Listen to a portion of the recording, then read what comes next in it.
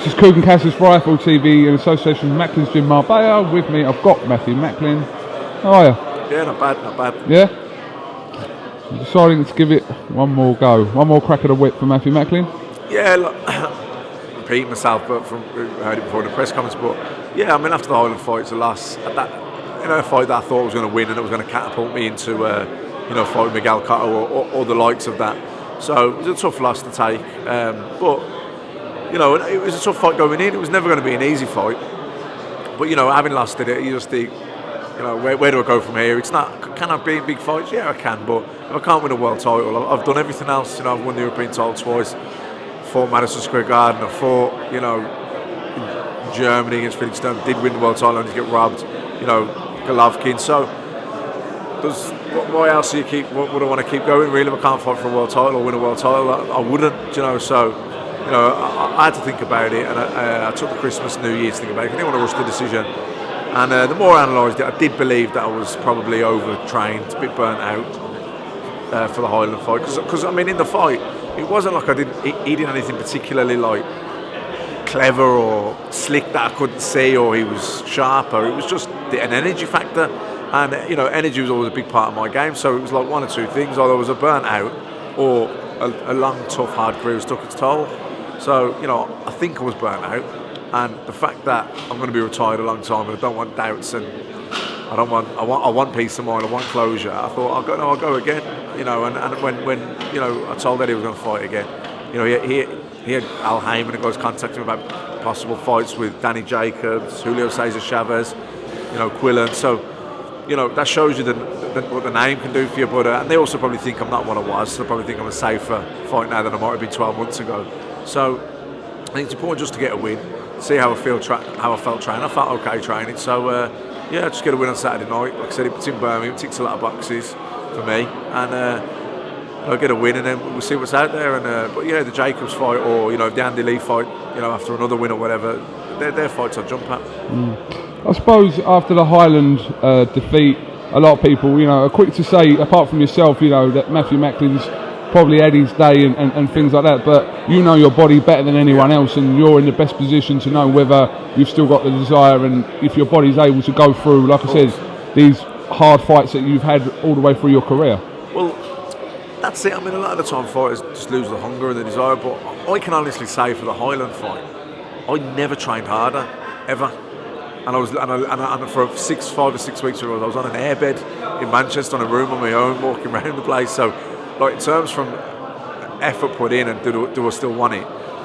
Definitely. But, because like I say, had I won the world title that night in Germany, I probably wouldn't be bothered now. But that does grind on me a little bit, and I do still feel capable. You see guys, Danny Jack, look at Andy Lee. And listen, Andy Lee's been a rival of mine, and things get said, but he's a good fella, Andy. I do like him. He's a nice fella, and I was proud to see him go and do what he'd done, because, and like myself, I thought, he had a couple of indifferent performances there, but we only look at it from the surface. But he knows all the different variables. Did he overtrain? Was he not fit enough? Was he ill? Was he injured?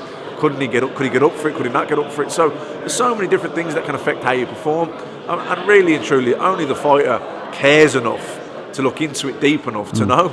Everyone else just goes, oh, he lost to it, mate, he's finished. Yeah. Everyone does it. I do it myself. So, to see, and Andy's an inspiration to see where he went, from his, like I say, he won a majority decision out in Denmark against the guy who's a journeyman. Then he knocked out a guy, John Jackson, not a bad fighter, not a world beater, but not a bad fighter, in a fight that he was comfortably losing. Again, Karabov pulled it back, but again, it's Quillen, he boxed brilliantly. He could have got it by the second knockdown. He would have probably got it on the card. So, it's boxing's a funny game. You can have a bad run in football, and then your confidence comes good, and you go good again. The thing with football is you play this week, you play again next week. So last week's bad performance is forgotten about. In boxing, it can take you a while to get back to where you was. Where, luckily for me, having achieved as much in boxing and my name being as strong as it is, I'm probably not going to have to put as much of a run together.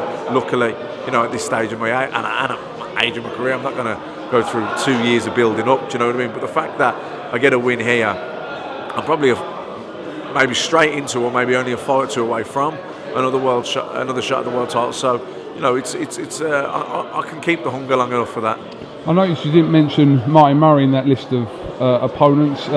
Is it only a world title you're chasing, or I mean, we spoke recently when you were with Martin Murray about that fight. Is that Martin Murray obviously isn't a world champion, but that fight would still appeal to you? Yeah, it still appealed to me. Like I've always said, I'm not in boxing to fight Martin Murray or Andy Lee or Billy or any one particular name. I'm in it to win titles and to win world titles and be world champion. So whatever the best route to that is. But of course, you know, after Saturday night, you know, it should be a routine win. You know, it's the opponent I had pulled out yesterday, so we're waiting on an opponent now. You know, so it should be a routine enough win. You know, after that, if there's a world title shot there, the phone has been hopping to Eddie's. You know, the people, Al Heyman, different people gone to Eddie. So if that comes, obviously that would take priority. You know, if not, and I need a meaningful win in order to get back into a world title shot, then of course Martin Murray would be right at the top of that list. You know, because not only is that a meaningful fight, it's a big fight. It's a big fight you can get up for. There has been bad blood. There's been a lot of things said. I think it's a fight a lot of people would want to see. And yeah, I think it's a fight that coming through it, you're proving that you're ready to go again for another world title shot. So if a world title shot doesn't present itself straight away, that's the type of fight I'd be looking at. And of course, Martin Murray would be one of those names as well, definitely. Is Spike O'Sullivan in there in the mix somewhere, or maybe? I think he's a little bit down the list. He's not really. You know, I know he had a win on Fitz against Andy Fitzgerald, but he's not. You know, he's not really ranked or considered world class by anyone at a minute. So you know, if he puts himself up there, maybe. Just an opinion on a couple of fights coming up. First of all, Golovkin's next fight is at the middle of this month against Willie Monroe Jr. and also Cotto's fighting Daniel Gill. What do you think about those fights? I think Golovkin will go through Monroe. I mean, he's a pretty slick southpaw, competent fighter, but I think Golovkin's on a level of his own really at middleweight, and I don't think he doesn't seem the type of person that's ever going to get complacent. Even though we're all only human and complacency can creep in subconsciously, he just doesn't seem that type of guy. So, you know, I don't really give Monroe much of a chance. I think Golovkin wins comfortable, probably by knockout. Gil Cotto, I think, is an interesting fight though, because, you know, I do believe that the Sergio Martinez win flatters Cotto as a middleweight. No doubt he's a legend in the sport and an absolute top fighter. At middleweight, you know, Martinez, I think he was shot to bits. He looked so poor that night. I mean, we don't know, but that's my opinion. That's how it looked. And you know, I don't really know. Gale at 160, seemingly 157, hasn't looked like it's a problem getting down, because he was only 158 the other day at kind of the 30 weight, check weight kind of thing. So yeah, interesting fight. I mean, Gale's not spectacular, but he's a solid enough all rounder. You know what I mean? He's a good fighter. You know, he's a former world champion at middleweight, coming back off a couple of wins. So yeah, Gale's a good fighter, and I think it's a good fight. Him and Cotto, it'd be interesting, definitely. I think if Cotto does a number on him, then you know, it kind of enhances his the fact that he's middleweight champion more so. I think because, you know, Martinez, I think was shot when they fought. So. You know, that could probably flatter him as a 160 champion, but no doubt what a fighter he is. But, like, you know, if he beats Gale, I think Gale's a bit more of a bona fide middleweight. So yeah, that's an interesting fight.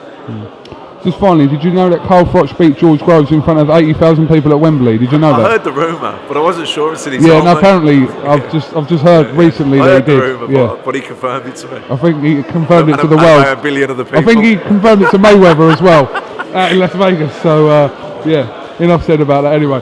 All right, Matthew Macklin, thank you very much for talking to IFL TV, and we'll catch up with you, well, after your fight probably. Yeah, all right. Cheers. Thank you very much.